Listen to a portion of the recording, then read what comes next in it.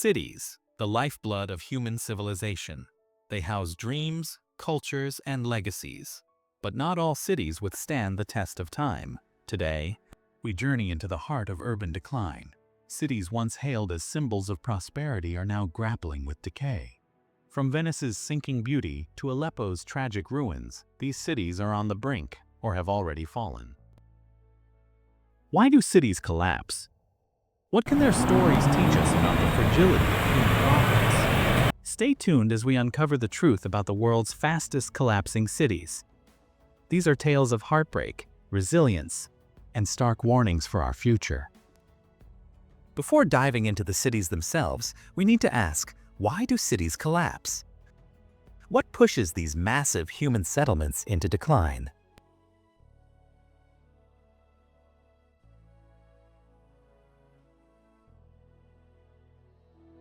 Reason number 1: economic factors. A city's prosperity depends on its economy. When industries fail, jobs vanish, and people leave, cities start to crumble. Reason number 2: environmental catastrophes. Mother Nature is a relentless force. Rising sea levels, droughts, and pollution can bring cities to their knees. Reason number 3: political instability. Wars, corruption, and poor governance can devastate cities overnight. Reason number 4: overpopulation and poor urban planning. Cities grow, but their infrastructure doesn't always keep up. Now that we understand the causes, let's uncover the cities that are falling apart before our very eyes. City number 1, Venice, Italy.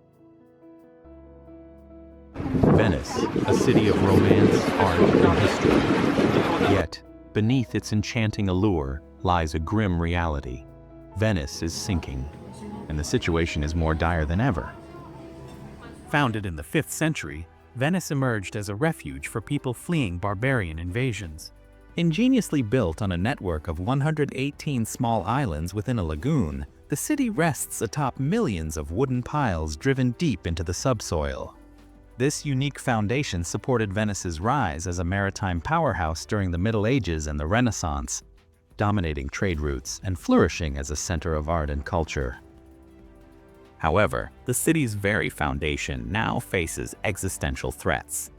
Studies indicate that Venice is sinking at a rate of 1 to 2 millimeters per year, a phenomenon exacerbated by rising sea levels due to climate change. This dual impact has led to a significant increase in flooding events. Notably, in November 2019, Venice experienced its worst flooding in over 50 years, with water levels reaching 187 centimeters, inundating historic sites and causing extensive damage.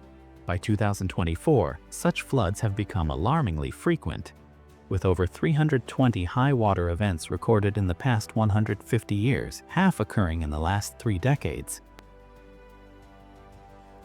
The sinking of Venice is attributed to both natural and human-induced factors. Tectonic activity, specifically the subduction of the Adriatic plate beneath the Apennine Mountains, contributes to the gradual subsidence. Additionally, historical extraction of groundwater has led to soil compaction, further lowering the city's elevation. Compounding these issues, climate change has resulted in rising sea levels, increasing the frequency and severity of flooding events.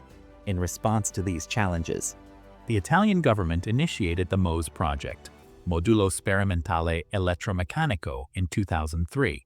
This ambitious endeavor involves a series of 78 mobile floodgates installed at the inlets of the Venetian lagoon. When high tides are forecasted, these barriers are raised to isolate the lagoon from the Adriatic Sea, thereby preventing flooding. Despite initial projections for completion by 2011, the project faced numerous delays, cost overruns, and scandals, pushing the expected operational date to 2025. Nevertheless, in October 2020, MOSE was activated for the first time during a high tide event, successfully protecting parts of the city from flooding. City number 2, Jakarta, Indonesia. Jakarta, the vibrant capital of Indonesia, is home to over 10 million people. It's a city of contrasts. Towering skyscrapers shadow over sprawling slums, while modern malls coexist with centuries-old markets. But this bustling metropolis faces an existential threat. It is literally sinking into the earth. Once a thriving symbol of Indonesia's growth, Jakarta now finds itself at the mercy of environmental degradation, human activities, and climate change. The land beneath its feet is disappearing, and the city's future hangs in the balance. Jakarta is sinking at an alarming rate, one of the fastest rates of subsidence of any city in the world. Studies reveal that some parts of the city have sunk more than 4 meters in the past 2 decades. But why is this happening? The culprit is the city's over-reliance on groundwater. Jakarta's residents and industries extract vast amounts of groundwater every day, leading to the compaction of soil. With no substantial water management infrastructure in place, Jakarta is sinking while the seas are rising. Add to this the impacts of climate change. Rising sea levels mean that the waters of the Java Sea are creeping closer and closer to the city's shores, making flooding a permanent part of life for many Jakartans. In 2020, Jakarta faced one of its worst floods in decades. Torrential rain turned entire neighborhoods into lakes, forcing tens of thousands of people to evacuate. Cars floated down streets, homes were submerged, and businesses suffered billions in damages. This isn't an anomaly, it's the new normal. The rainy season brings devastating floods almost every year, and for many residents, rebuilding has become a way of life. Faced with this growing crisis, the Indonesian government made a bold decision. In 2019, President Joko Widodo announced plans to relocate the nation's capital to a newly built city in East Kalimantan, Borneo. The new capital, named Nusantara, promises to be a sustainable, eco-friendly city designed to reduce the burden on Jakarta. The move is expected to cost over 32 billion and will take years to complete. But what does this mean for the millions of residents still living in Jakarta? For them, the relocation plan feels more like abandonment than salvation. Jakarta's poor are disproportionately affected by flooding and sinking.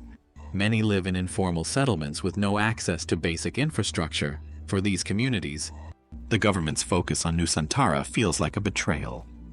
Experts warn that moving the capital won't solve Jakarta's problems. The city remains Indonesia's economic engine, contributing over 17% to the nation's GDP. Abandoning Jakarta entirely could have devastating economic consequences for the country. And then there's the human cost. How do you tell 10 million people that their city is no longer worth saving? Beyond the economic impact, Jakarta is a city rich in history and culture. It has been Indonesia's capital since 1949, and its streets are filled with stories of struggle, resilience, and growth. But as the city sinks, its historic landmarks are also at risk. From colonial-era buildings to sacred mosques, much of Jakarta's heritage could be lost forever if drastic action isn't taken. Despite the grim outlook, there are efforts to save Jakarta. Local initiatives focus on building flood defenses, planting mangroves to combat rising seas, and improving the city's drainage systems. But experts argue that without a comprehensive plan to manage groundwater and address the root causes of land subsidence, these efforts might not be enough. So, is abandoning Jakarta the solution, or is it an escape from responsibility? Jakarta's fate is a warning to coastal cities worldwide. It challenges us to think about how we balance urban development with sustainability, and how we care for the people left behind. City number 3, Detroit, USA. Detroit, a city once synonymous with the American dream. It was the beating heart of the automobile industry, a place where innovation thrived and opportunity beckoned. But today, Detroit is often cited as the poster child of urban decline. How did a city that once symbolized success and prosperity become a cautionary tale? The story of Detroit's rise is the story of America's Industrial Revolution. In the early 20th century, Detroit earned the nickname Motor City as it became the epicenter of automobile manufacturing. Pioneers like Henry Ford revolutionized the industry, creating jobs and attracting a massive influx of workers. By the 1950s, Detroit was a booming metropolis with a population of over 1.8 million people. It wasn't just a city, It was a symbol of American ingenuity and strength. But like all great cities, Detroit's success came with challenges. In the post-war era, the city's heavy reliance on the automobile industry became its Achilles heel. As automakers faced global competition in the 1970s and 80s, factories began to close, jobs were outsourced, and automation reduced the need for workers. Detroit's economic engine stalled, and unemployment skyrocketed. At the same time, middle-class families fled to the suburbs, taking their wealth and resources with them. Detroit's population plummeted, and neighborhoods once brimming with life were left abandoned. The exodus wasn't just physical, it was economic and social. As the tax base eroded, public services crumbled. Schools, hospitals, and infrastructure fell into disrepair, and crime rates soared. In 2013, Detroit made history for all the wrong reasons.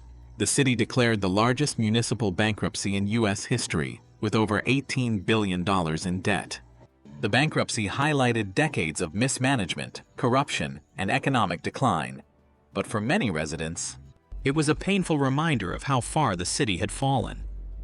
The collapse of Detroit wasn't just a financial crisis, it was a human tragedy. Entire communities were left behind as schools closed, public safety deteriorated, and opportunities vanished. But Detroit's story doesn't end with decline. In recent years, there have been signs of a renaissance, a slow but steady effort to rebuild the city from the ground up. Investments from private companies and nonprofits have brought new industries and opportunities. Downtown Detroit is experiencing a revival, with tech startups and creative industries breathing life back into the city. Perhaps the most inspiring part of Detroit's comeback is its people. Community-led initiatives focus on education, housing, and urban agriculture. Residents are reclaiming abandoned lots, turning them into parks and gardens.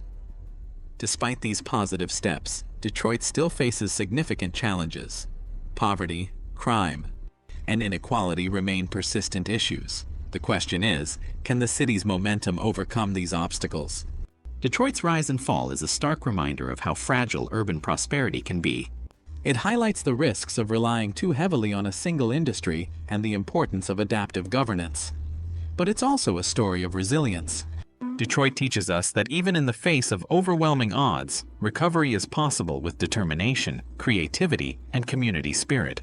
Detroit's story is far from over. It stands at a crossroads. One path leads to rebirth, the other to further decline. Which way will it go?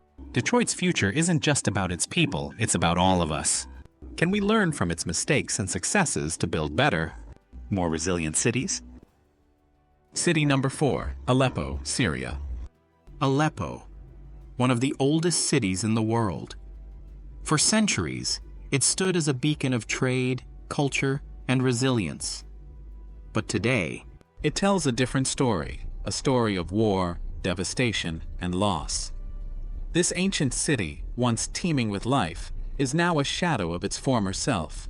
Aleppo's history stretches back over 4,000 years, making it one of the oldest continuously inhabited cities in the world. It was a thriving center of trade, strategically located on the Silk Road, where merchants from Asia, Africa, and Europe converged. The city's architecture reflected its rich heritage, with stunning Ottoman-era mansions, medieval souks, and ancient mosques that stood as testaments to its enduring legacy.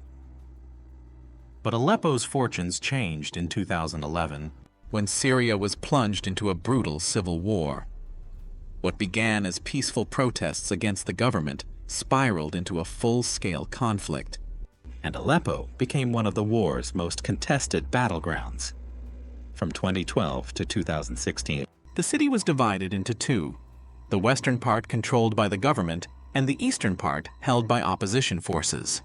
Bombs rained down on both sides, reducing entire neighborhoods to rubble.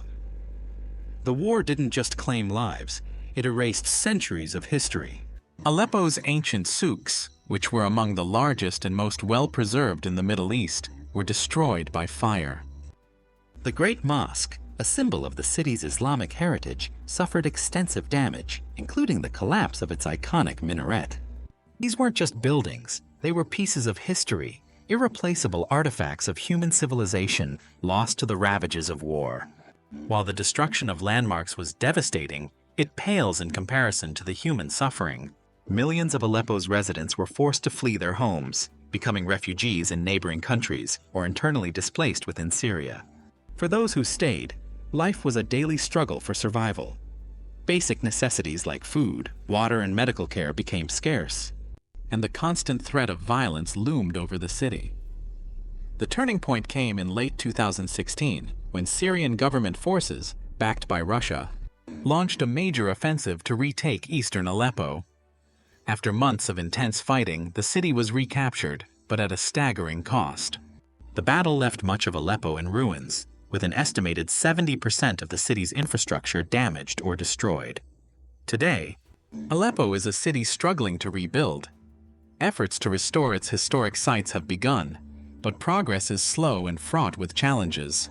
The scars of war are still visible everywhere, in the crumbled buildings, the deserted streets, and the haunted eyes of its people.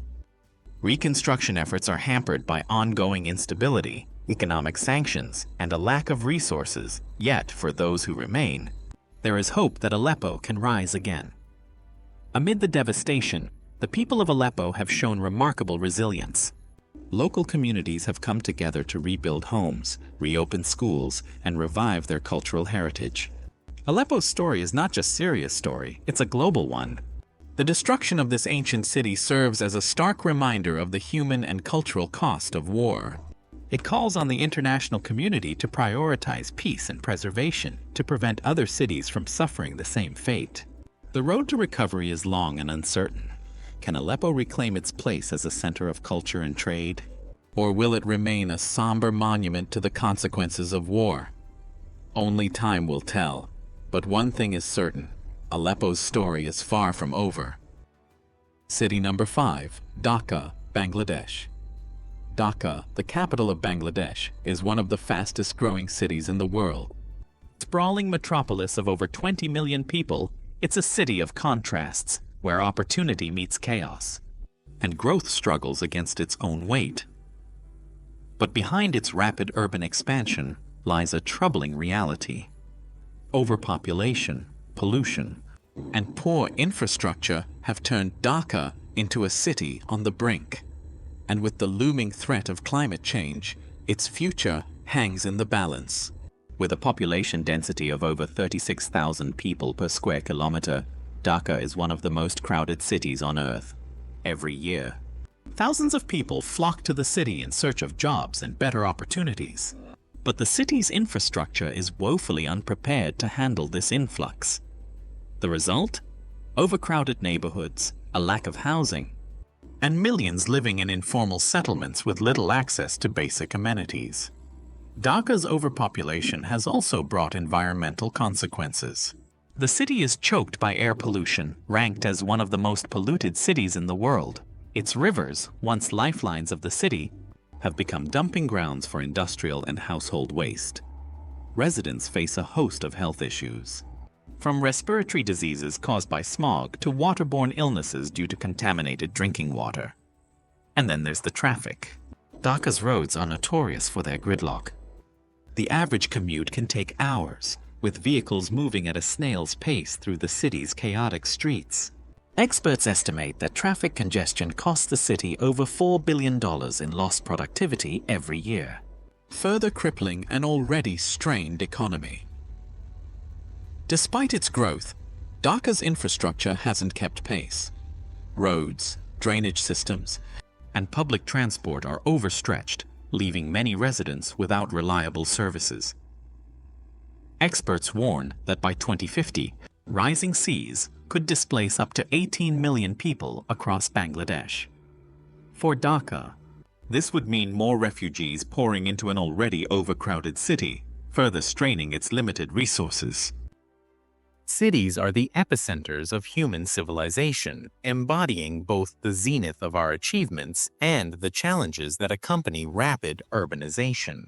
While some urban areas grapple with decay and dysfunction, others have orchestrated remarkable turnarounds, becoming beacons of innovation and sustainability. This segment delves into the transformative journeys of such cities, extracting lessons that illuminate pathways to urban resilience and revitalization. In the late 20th century, Medellin was synonymous with violence, plagued by drug cartels and rampant crime. The city's homicide rate soared, and its marginalized communities suffered from neglect and isolation. However, a visionary approach to urban planning and social integration catalyzed a profound metamorphosis.